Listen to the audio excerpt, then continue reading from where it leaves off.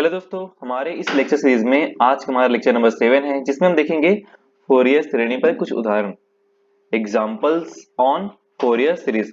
हमने last lecture में भी कुछ एग्जांपल देखे थे। अब उसके अलावा और भी कुछ एग्जांपल बच गए हैं, उसको हम देखने वाले हैं, जो कि बेस्ड रहेंगे f x equal to f minus x equal to f x मतलब कि समफलन, और f minus x equal to minus of f x मतलब कि विषमफलन। इन सब से रिलेटेड क्वेश्चन आने वाले। हमने क्या देखा था पहले, इंटीग्रेशन में समफलन विषमफलन देखे थे। अभी हम फोरियर सीरीज में ही समफलन और विषमफलन वाली चीज देखेंगे। ठीक है, तो चलिए स्टार्ट करते हैं आज की वीडियो। देखिए, तो समफलन आप जानते हैं, समफलन क्या होता है, जिसमें माइनस एक्स कर देने पर, एक्स की जगह पे माइनस एक्स रखने पर वापस से अगर प्लस एक्स आता है, मतलब कि function of minus x equal to f x दोनों इक्वल होते हैं, तो हम उसे समफलन कहते हैं।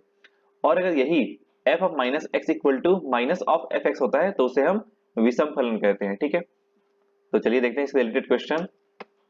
अब यहाँ पे कुछ फॉर्मूला आपको याद रखना पड़ेगा कि यदि एफ एक्स, ठीक है, आवर्तक 2 पाई सहित एक सम आवर्ती फलन है, ठीक है, सम फलन है, तब क्या होगा, एफ एक्स जो है हमारा जो फोरियर सीरीज है वो क्या मिलेगा, a0/2 plus summation of n equal to 1 to infinite an cos nx, ये मिल जाएगा। मतलब कि जितने भी बी एन है वो हमें पूरा का पूरा जीरो हो जाएगा। ठीक है, पूरा का पूरा जीरो मिलेगा। और इसके अलावा अगर वही विषम फलन रहा तो क्या होगा, जितने भी ए एन है वो पूरे जीरो मिल जाएंगे। मतलब कि जो हमारा फॉर्मूला क्या बनता था, f x equal to a0/2 plus summation of n equal to 1 to infinite an cos nx plus bn sin nx, ये बनता था हमारे पास में। तो अगर सम फलन होगा तो bn पूरा का पूरा जीरो होता था, तो हमने उसको पहले ही जीरो कर दिया, तो हमारे पास में ये सीरीज आ जाएगी। और अगर विषम फलन होगा तो a जीरो और an जीरो हो जाएगा, जिससे bn बस में आंसर आएगा हमारे पास में, तो bn sin nx आ जाएगा। और bn की वैल्यू आपको पता है 2/पाई integration along to 0 to pi f x sine nx। Otherwise इसको आप ऐसा भी लिख सकते हो कि 1/पाई, जो फॉर्मूला था हमारे पास में, minus pi to pi f x sine nx dx, ये आ जाएगा।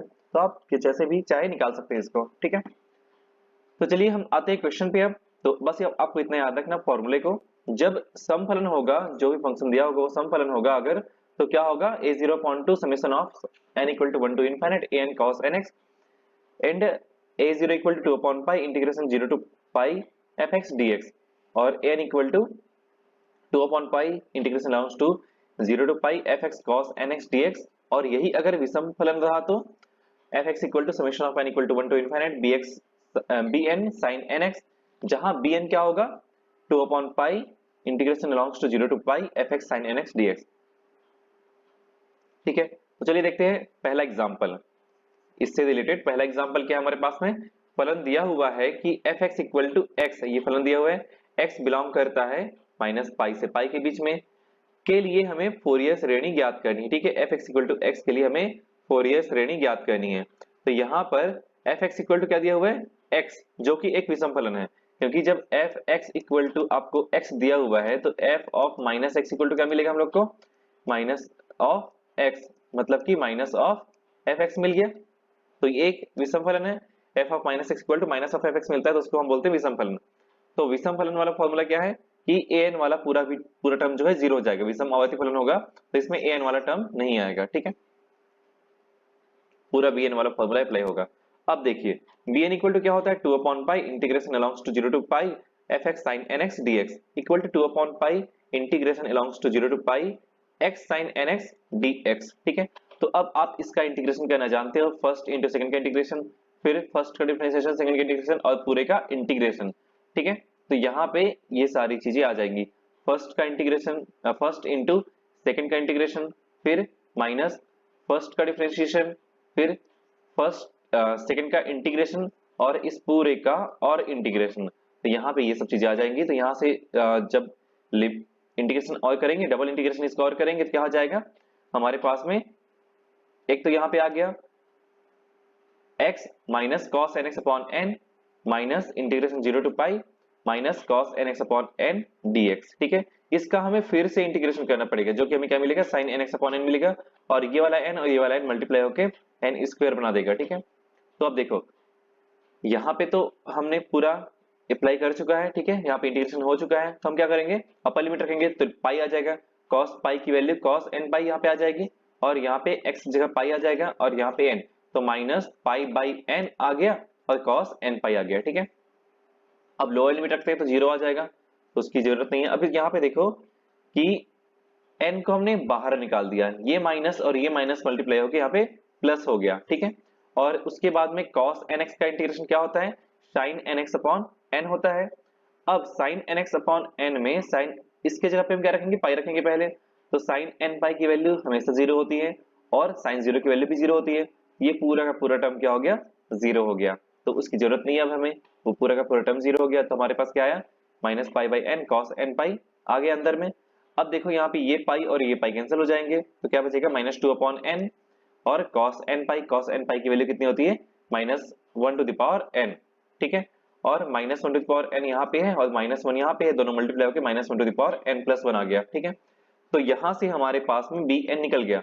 अब इसका सॉल्यूशन क्या होगा, ये हमारा फोरियर सीरीज है, ठीक है, ये हमारा फोरियर सीरीज है, तो बस इसी में वैल्यू पुट कर दो, तो क्या होगा, bn sin nx आ जाएगा, bn की जगह पे क्या आ जाएगा, two upon n minus one to the power n plus one, ये आ गया, two upon n minus one to the power n plus one, और साइन nx, ठीक है, साइन nx।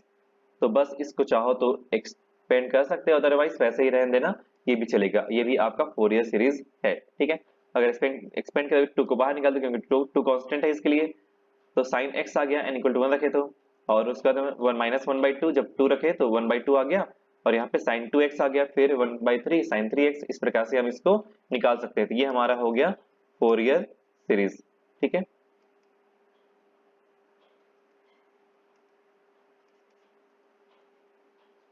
तो फलन f(x) इक्वल टू x के लिए जो फोरियर सीरीज होगी वो क्या होगी, x equal to 2 into sine x minus 1/2 sine 2x plus 1/3 sine 3x minus up to so on up to infinite, ठीक है।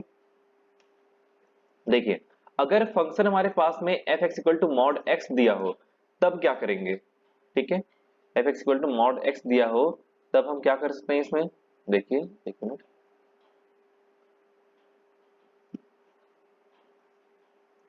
तो यहाँ पे f(x) equal to mod of x दिया है जो कि एक समफलन है। समफलन कैसे है इसको भी देख लेते हैं, कि जब f(x) equal to mod x दिया हुआ है, f माइनस एक्स कहते हैं, मॉड ऑफ माइनस x आ जाएगा, और माइनस ऑफ मॉड x क्या मिलता है हम लोग को, प्लस में मॉड x मिलता है, ठीक है। माइनस ऑफ मॉड 5 करते तब भी प्लस 5 मिलता है, तो हर एक वैल्यू के लिए वो पॉजिटिव कर देता है उसको। इसका फंक्शन कुछ ऐसे भी डिफाइन होता है, mod of x is equal to x जब x ग्रेटर देन 0 पे, और माइनस x जब x लेस देन 0 पे, ग्रेटर देन और इक्वल टू 0, लेस देन और इक्वल टू 0, ये भी इसका फंक्शन डिफाइन होता है, आप देख सकते हैं इसको, ठीक है। तो इसकी जो जरूरत वहां पे वैसे नहीं है। देखिए यहाँ f(x) equal to mod x जो कि एक समफलन है, तो फलन f(x) equal to mod x की फूरियर श्रेणी निम्न होगी।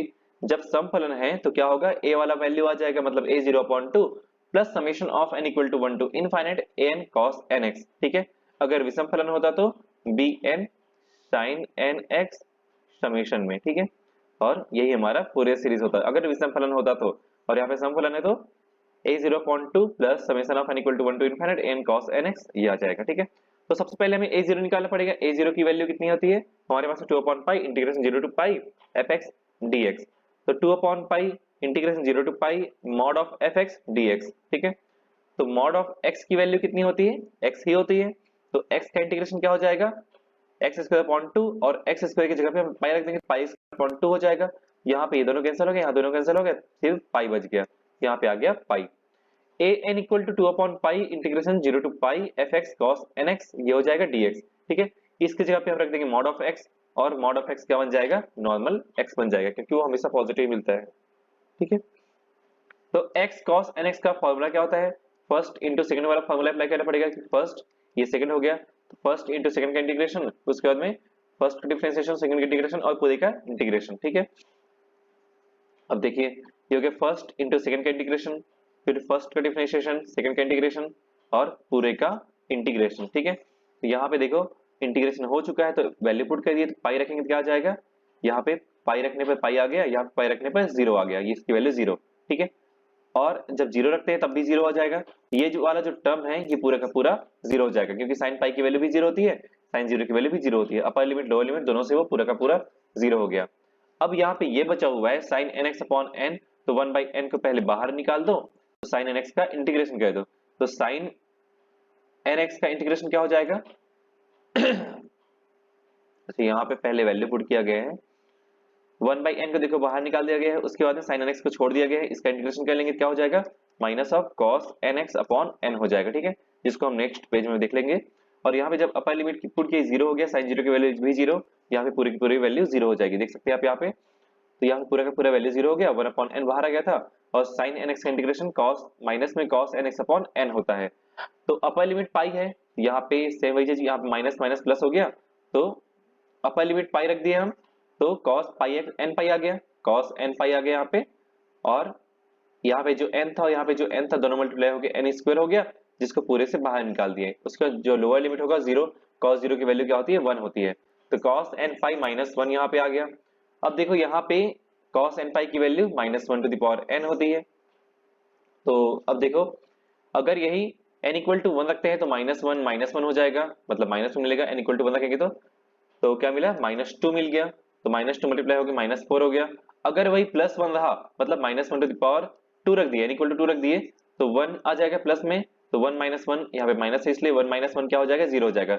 जितनी भी हमारे पास n equal to some value रखते हैं तो पूरा का पूरा जीरो हो जाएगा, और विषम वैल्यू पे माइनस फोर अपॉन एन पाई का स्क्वायर आ जाएगा। ठीक है, यहाँ पे एक मिनट, यहाँ पे two upon n pi square तो है ही पहले से, यहाँ माइनस वन की वजह से माइनस टू यहाँ से आ जाएगा, माइनस टू मल्टीप्लाई होकर टू से मल्टीप्लाई होकर माइनस फोर आ गया, माइनस फोर अपॉन एन पाई एन स्क्वायर पाई आ गया। ठीक है, अब देखिए हमारे पास ये क्या है, ए एन है, तो ए एन मतलब सम, सम मतलब कौन कौन सा वैल्यू मिलेगा, ए टू इक्वल टू क्या मिला, ए जीरो इक्वल टू तो पहले से ही है, देखो ए जीरो इक्वल टू हमें क्या मिल गया था, पाई मिल गया था। ठीक है, तो यहाँ पे आ जाएगा पाई बाई टू, इसकी जगह पे पाई बाई टू आ गया। अब उसके बाद में यहाँ पे वैल्यू पुट किया था, तो ए एन इक्वल टू, देखो जब सम विषम होगा तब वैल्यू मिलेंगे, तो ए वन इक्वल टू क्या आ जाएगा, माइनस फोर बाई एन मतलब कि वन का स्क्वायर और pi, a two equal to minus four by three का, यहाँ पे जीरो हो जाएगा, ए टू की वैल्यू जीरो। ठीक है, उसके बाद में ए थ्री की value, a three equal to minus four by three का स्क्वायर इंटू पाई, और a four equal to zero, a five equal to minus four by five का स्क्वायर पाई, और a six equal to zero. तो इस प्रकार से जितने भी सम वैल्यू होंगे वो पूरे के पूरे जीरो हो जाएंगे, और जितने भी विषम होंगे, विषम टर्म मतलब ऑड टर्म्स होंगे, वो क्या हो जाएंगे, कुछ ना कुछ वैल्यू मिलेंगे उसमें, one square, three square, five square, और सभी में कॉमन चीजें क्या है, माइनस फोर बाई पाई, तो माइनस फोर बाई पाई को हम बाहर भी निकाल सकते हैं। ठीक है, तो देखिए हम जब यहाँ पे वैल्यू पुट करेंगे तो क्या आ जाएगा, देखो इसके बाद में पाई बाई टू आ गया, फिर माइनस फोर बाई पाई को पूरे से बाहर निकाल दिए, सभी में one square, three square, five square आ गया, और साथ में हमें यहाँ पे इसमें भी वन थ्री फाइव रखते जाना है, तो cos one x, cos two, cos three x, cos five x, इस प्रकार अल्टरनेट मिलेगा हमको। ठीक है, मिलेंगे वैल्यू हमारे पास में। तो इसके बाद आप देख सकते हैं, अब यहाँ पे ये वाला सीरीज हमारे पास क्या है, एक फोरियर सीरीज है जो कि आ चुका है, फोरियर सीरीज हमारे पास में आ चुका है। अब हमें एक और प्रूफ करना है, उसको देखना पड़ेगा। यहाँ पे देखो प्रूफ क्या करना है, वन अपॉन वन का square plus one upon three का square plus one upon five का square up to so on up to infinite equal to five square upon eight होता है। तो ये हमें प्रूफ करना है, तो इसके लिए क्या करना पड़ेगा, x equal to zero put कर दो। जब x equal to zero put कर दोगे तो क्या मिलेगा हम लोग को,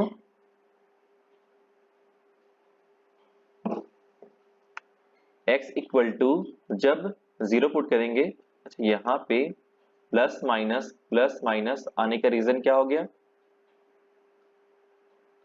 इसमें पूरा का पूरा प्लस आना चाहिए। ठीक है, ये पूरा का पूरा प्लस आ जाएगा, अदरवाइज पूरा का पूरा माइनस आ जाएगा। ठीक है,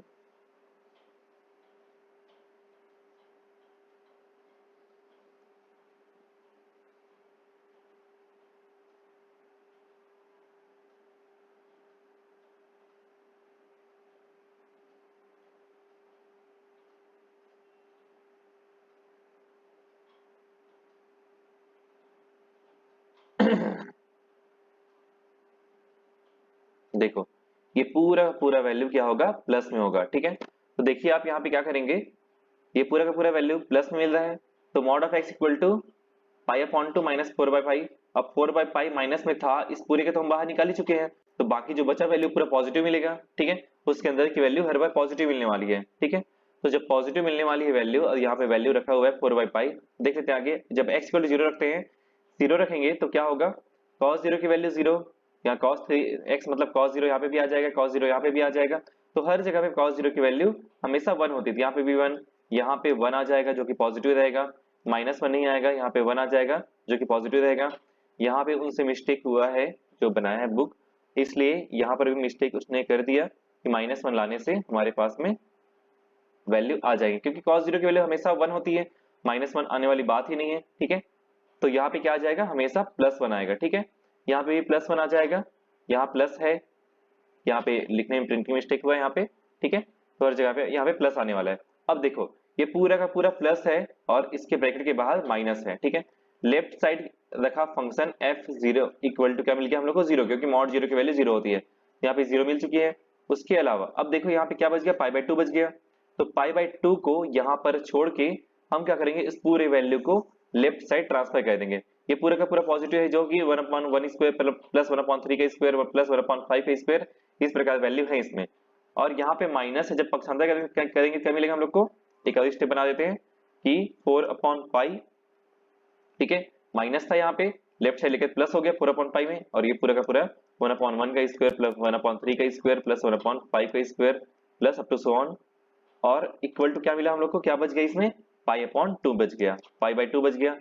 अब π/2 बच गया राइट साइड में, लेफ्ट साइड में 4/पाई है, तो इस पाई को मल्टीप्लाई कर दिए तो वो न्यूमरेटर में चले गया, तो पाई स्क्वायर बना दिया उसको, और ये 4 मल्टीप्लाई होकर 2 से मल्टीप्लाई हो गया, डिनोमिनेटर में चले गया, क्योंकि यहाँ पे न्यूमरेटर में था, तो वहां से बन गया 8।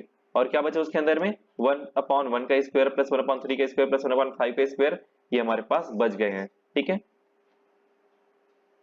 तो फ्रेंड्स आपको क्लियर हो गया होगा आई थिंक। और यहाँ पे ध्यान देना कि अगर यहाँ पे -4/पाई है तो ये पूरा का पूरा पॉजिटिव आएगा, और यहाँ पे अगर माइनस को बाहर नहीं निकाले हैं तो ये पूरा का पूरा निगेटिव हो जाएगा, प्लस माइनस अल्टरनेट आएगा ही नहीं, ठीक है। अगर इसमें भी कुछ करेक्शन करना होगा तो आप बता सकते हैं जरूर कमेंट बॉक्स में। तो फ्रेंड्स आगे देखते हैं, आगे क्वेश्चन और बचा हुआ एक क्वेश्चन हमारे पास में, ये भी देखते हैं कैसा है, उसके बाद में आज की वीडियो समाप्त करेंगे, ठीक है। देखिए f(x = x sin x) दिया हुआ है, जो कि अंतराल -π से π में फूरियर श्रेणी प्राप्त करना है, ठीक है। तो इसका निगमन भी करना है कि π/4 जब है, π/4 = 1/2 + 1/1 × 3 - 1/3 × 5, ये हमें प्रूव करना है, ठीक है। देखिए यहाँ f(x = x sin x) जो कि एक समफलन है, कैसे, f(x = x sin x) दिया हुआ है। अब f ऑफ -x रखते हैं, क्या मिलेगा, -x sin of -x, sin -x की वैल्यू क्या होती है, -sin x होती है, तो माइनस बाहर निकल गया, तो प्लस x sin x आ गया, जो कि किसके इक्वल है, fx के इक्वल है। तो f - x = fx आ गया, मतलब कि ये एक समफलन है, ठीक है। अब देखिए समफलन है तो वही a0.2 plus summation of n = 1 to ∞ n cos x वाला फार्मूला बन जाएगा। अब a0 निकाले तो a0 का फार्मूला क्या हो जाएगा, 2/पाई integration along to 0 to π fx dx आ गया। fx की वैल्यू कितनी है, x sin x है। अब यहाँ पे इसका फार्मूला अप्लाई कर दिए, फर्स्ट इंटू सेकंड का इंटीग्रेशन आ गया, फर्स्ट इंटू सेकंड का इंटीग्रेशन, फर्स्ट का डिफरेंशिएशन 1, सेकंड का इंटीग्रेशन cos x, ठीक है, और पूरे का इंटीग्रेशन, तो cos x का इंटीग्रेशन sin x आ जाएगा, और ये हो जाएगा प्लस में, ठीक है। तो प्लस में आ गया यहाँ पे sin x। अब देखिए 2/पाई बाहर में है ही, और यहाँ पे क्या आ जाएगा, अब देखो यहाँ पे पाई रख दिए, और cos पाई की वैल्यू कितनी होती है, cos पाई की वैल्यू -1 होती है, ठीक है, माइनस ऑफ -1, तो यहाँ पे माइनस पहले से ही है, और cos पाई की वैल्यू -1 होती है, तो माइनस +1 हो गया, यहाँ पे आ गया ये पाई जो है, यहाँ पे x जगह पे हमने पाई रखा, तो यहाँ पे आ गया हमारे पास में पाई, ठीक है। लोअर लिमिट रखने पर इस x की वजह से क्या हो जाएगा, ये लोअर लिमिट वाली वैल्यू 0 हो जाएगी, ठीक है। तो देखो यहाँ पे आ गया हमारे पास 2/पाई, और यहाँ पे पाई आ गया, और जब इसका इंटीग्रेशन किए तो ये माइनस माइनस ये प्लस बन गया, cos x की वैल्यू sin x आ गई, ठीक है।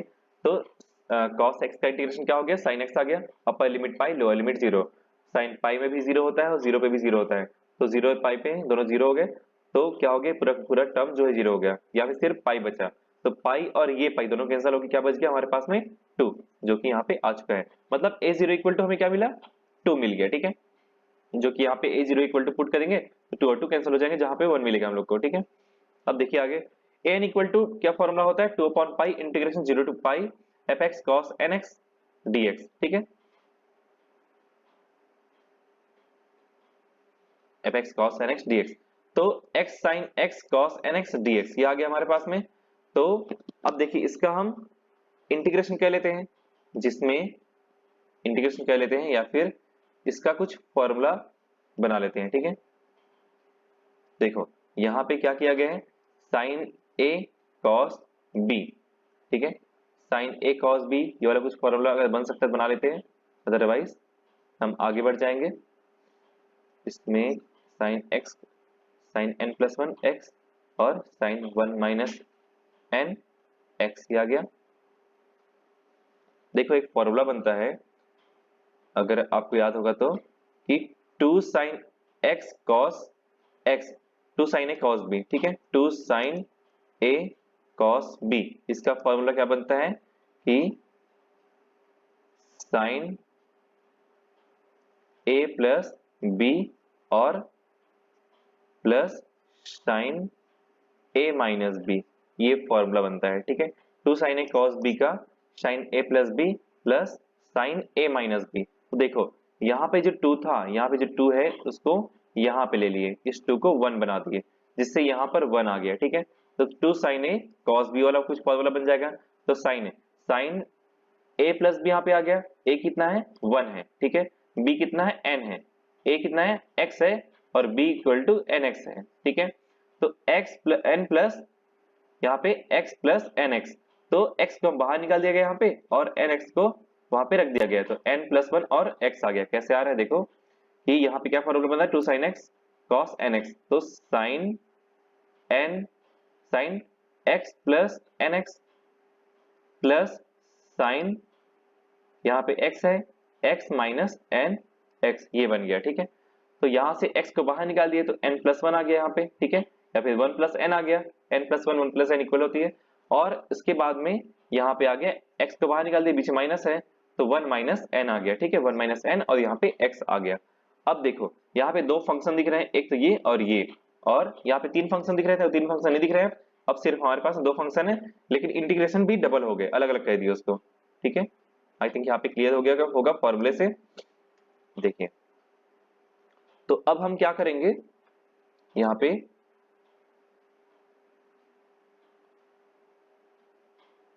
इस पूरे को फर्स्ट मान लिया गया है, इसको फर्स्ट मान लिया गया और इसको पूरा का पूरा सेकंड मान लिया गया, तो क्या बन गया, फर्स्ट इंटू सेकंड का इंटीग्रेशन। तो देखो यहाँ पे फर्स्ट इंटू सेकंड का इंटीग्रेशन, तो साइन एन एक्स का क्या होता है integration, cos n plus one x upon n plus one, और उसका में cos 1 minus x upon 1 minus x, इसका इंटीग्रेशन हो गया। वैसे फर्स्ट का डिफरेंशिएशन और सेकंड का इंटीग्रेशन डबल इंटीग्रेशन समझ के चलो, सेकंड का डबल इंटीग्रेशन किए तो यहाँ पे क्या आ गया, sin n x upon n plus one whole square minus sin 1 minus x upon 1 minus n x upon 1 minus n का होल स्क्वायर। अब देखिए पूरे में हम क्या करेंगे, अपर लिमिट और लोअर लिमिट अप्लाई कर देते हैं। तो अपर लिमिट पाई रखने पर क्या आ जाएगा, यहाँ पे देखो पाई रखो, यहाँ पे पाई आ गया और यहाँ पे पाई रख दो, तो cos n plus one pi आ गया यहाँ पे और n प्लस वन आ गया, ठीक है। उसके बाद में यहाँ पे देख लेते हैं,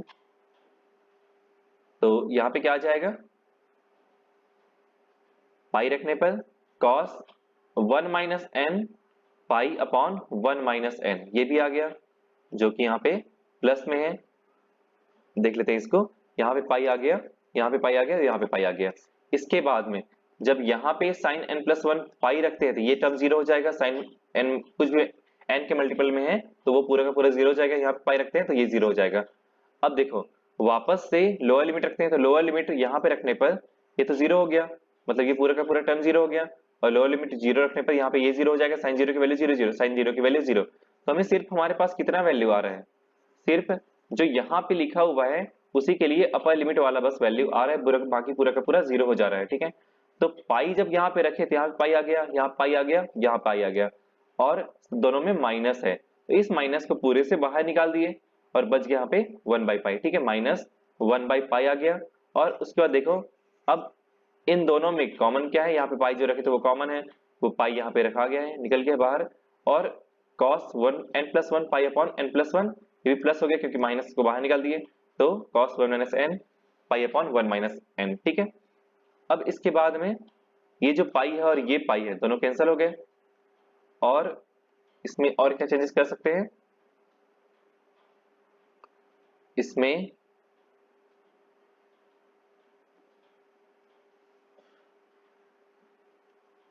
देखिए फॉर्मूला अप्लाई कर सकते हैं। ठीक है, फॉर्मूला या तो अप्लाई कर सकते हैं, cos n पाई आ गया, यहाँ पे cos n पाई आ गया, यहाँ पे n+1 है, 1 - n है।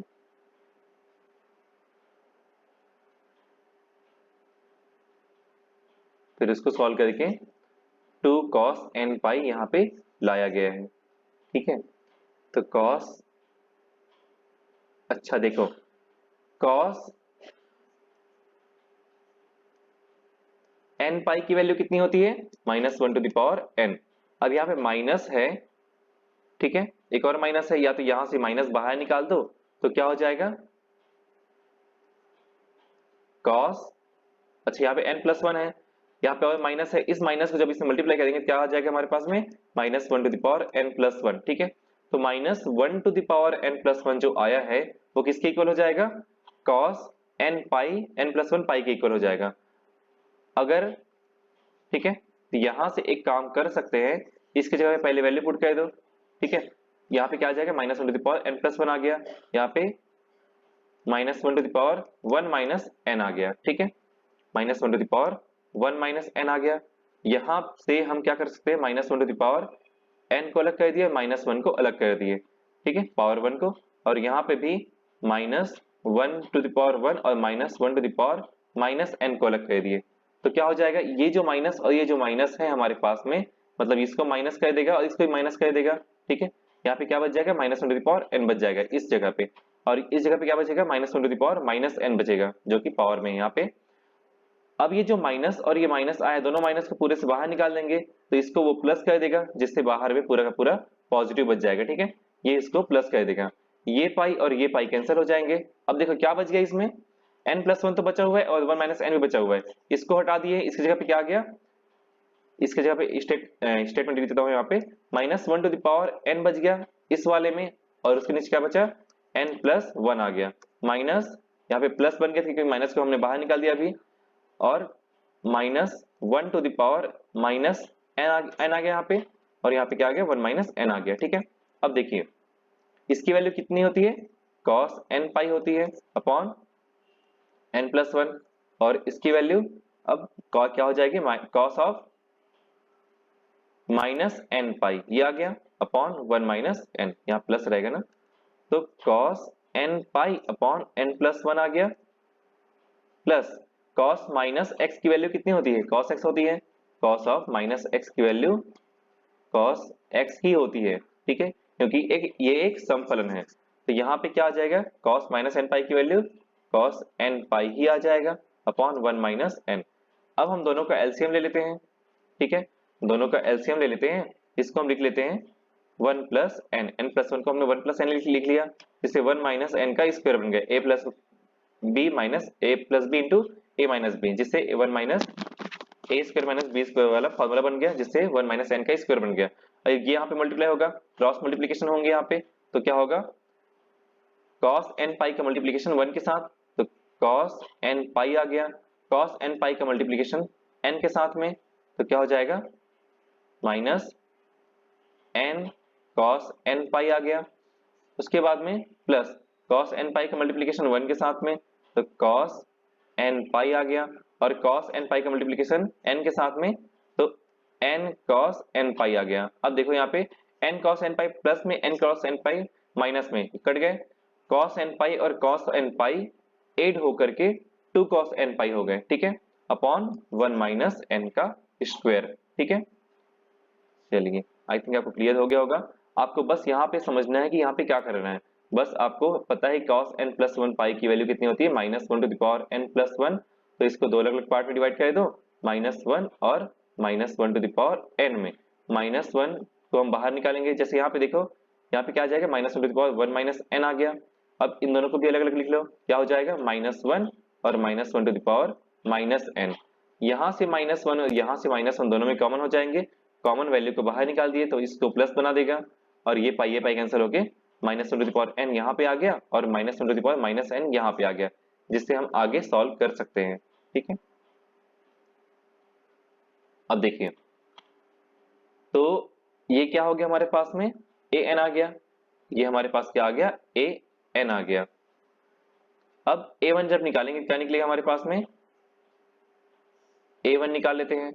तो a1 के लिए 2 cos 1 पाई मतलब 2 cos पाई अपॉन 1 माइनस 1 का स्क्वायर। तो 2 cos पाई की वैल्यू -1 और 1 माइनस 1 मतलब कि 0। तो ये क्या हो गया इनफाइनाइट आ रहा है, मतलब कि ये अपरिभाषित है, तो हमें a1 भी अलग से निकालना पड़ेगा। ठीक है, a1 भी अलग से निकालना पड़ेगा, इसलिए यहाँ पे निकाला गया है। तो यदि जब n इक्वल टू 1 होगा तब क्या होगा, 2 upon pi integration 0 to pi x sine x cos x। अब यहाँ पे nx रहता है, n की जगह पे 1 रख दिए, तो क्या आ गया वहां पे 1 आ गया। ठीक है, सिर्फ x आ गया। तो अब देखो इसको 2 by pi 0 to pi x sine x cos x dx। तो इसको क्या बना दिए, इस 2 को इसके साथ लेकर के ये बन गया sin 2x बन गया। ठीक है, तो x sin 2x आ गया dx। तो फर्स्ट इंटू सेकंड का इंटीग्रेशन, फिर फर्स्ट का डिफरेंशिएशन, फिर सेकंड का डबल इंटीग्रेशन कर दो, फिर आ जाएगा पूरा का पूरा सॉल्यूशन। तो फर्स्ट इंटू सेकंड का इंटीग्रेशन, तो माइनस cos 2x अपॉन 2 आ गया। अपर लिमिट रखने पर क्या आ जाएगा, cos 2 पाई की वैल्यू कितनी होती है 1 होती है। ठीक है, cos 2 पाई की वैल्यू 1, cos पाई की वैल्यू -1। तो cos 2 पाई की वैल्यू 1, तो यहाँ पे 3 पाई आ गया, तो यहाँ पे आ गया 1 और यहाँ पे पाई और यहाँ पे 2, माइनस भी है तो माइनस पाई बाई 2 आ गया। इस पाई को आप मल्टीप्लाई कर दिए तो माइनस में पाई बाई 2 आ गया जब पाई रखे तो। और cos 0 की वैल्यू क्या होती है 1 होती है, और यहाँ पे 0 रखेंगे तो ये पूरा का पूरा 0 हो जाएगा। इस x की वजह से पूरा का पूरा टर्म 0 हो जाएगा, इसकी जगह पे और रखने की जरूरत नहीं है। इसके बाद में ये माइनस और ये माइनस मल्टीप्लाई होकर प्लस हो गया। अभी भी हमें इंटीग्रेशन करना है, cos 2x अपॉन 2 होगा, ना कि x और आएगा। अब cos 2x को इंटीग्रेशन किए क्या मिल गया हम लोग को, sin 2x मिल गया। ये 2 ठीक है बाहर निकाल दिए गए, 1/2 यहाँ पे आ गया, इंटीग्रेशन 0 टू पाई और यहाँ पे cos 2x आ गया। इस माइनस और इस माइनस की वजह से प्लस हो गया।